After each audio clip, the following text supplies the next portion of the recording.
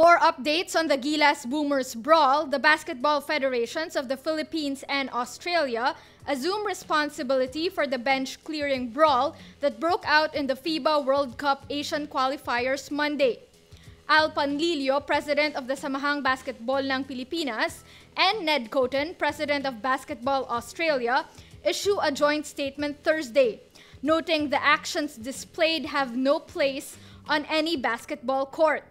Both officials also say the federations are collaborating to investigate the incidents. FIBA, the world governing body for basketball, already started its probe. Australian player Aussie Goulding, for his part, blames Gilas Pilipinas. In a TV interview in Australia, Goulding says, "We were playing some good basketball. We got up big. And I think the overriding thing is that they weren't happy with that. They were a little embarrassed." Things turned ugly between the two teams when Goulding came up against Roger Pugoy midway through the third quarter, as the Australians enjoyed a 31-point lead, 79-48.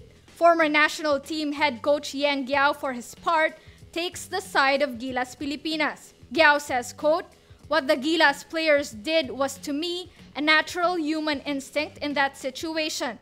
So actually, for me, I think it's the Australians who need to apologize, not the Gilas team, because it's Daniel Kickart's action that started the whole thing."